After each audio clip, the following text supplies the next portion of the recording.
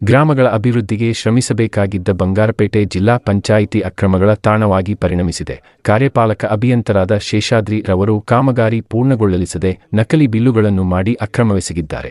ಇವರ ವಿರುದ್ಧ ಉಗ್ರ ಹೋರಾಟ ಮಾಡಲಾಗುವುದು ಎಂದು ಕರ್ನಾಟಕ ರಿಪಬ್ಲಿಕ್ ಸಂಘಟನೆ ಯುವ ಘಟಕದ ಅಧ್ಯಕ್ಷ ಚಿಂಟು ಆರ್ಟ್ಸ್ ರಾಮಚಂದ್ರ ಗುಡುಗಿದರು. ನನ್ನ ಹೆಸರು G Ramachandra, Chintu arts, Karnataka Republican ಸಂಘಟನೆಯ ರಾಜ್ಯ ಪ್ರಧಾನ ಕಾರ್ಯದರ್ಶಿ, ಯುವ ಘಟಕ.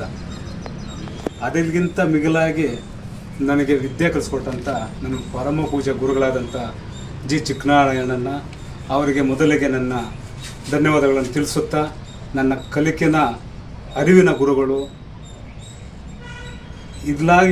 ಇದಕ್ಕೆಲ್ಲ ಮಿಗಿಲಾಗಿ ನನಗೆ ವಿದ್ಯೆ ತುಂಬ ಇದರಲ್ಲಿ ಕಲಿಸ್ಕೊಟ್ಟಂಥವ್ರು ಜಿ ಚಿಕ್ಕನಾರಾಯಣ ಅವ್ರಿಗೆ ಅನಂತ ಧನ್ಯವಾದಗಳನ್ನು ತಿಳಿಸುತ್ತಾ, ದಿನಾಂಕ 9/7/2024 ಈ ಪತ್ರಿಕೆ ಹಿನ್ನೆಲೆ ಏನಂತಂದರೆ,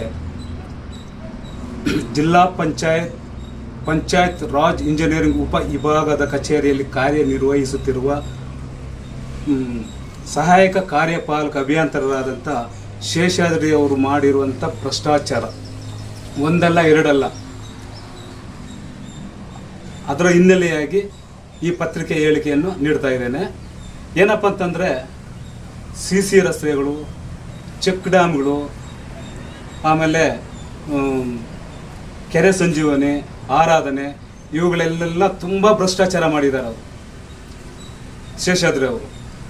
ಅದಕ್ಕೆ ಇದು ಎಲ್ಲ ತನಿಖೆ ಆಗಬೇಕಂತ ಹೇಳ್ಬಿಟ್ಟು ದಿನಾಂಕ 15/7/2024 ಕೋಲಾರ ಜಿಲ್ಲಾ ಪಂಚಾಯತ್ ಮುಖ್ಯ ಕಾರ್ಯನಿರ್ವಹಣಾಧಿಕಾರಿಗಳ ಕಚೇರಿ ಮುಂದೆ ತಮಟೆ ಚಳವಳಿಯನ್ನು ಹಮ್ಮಿಕೊಂಡಿದ್ದೇನೆ.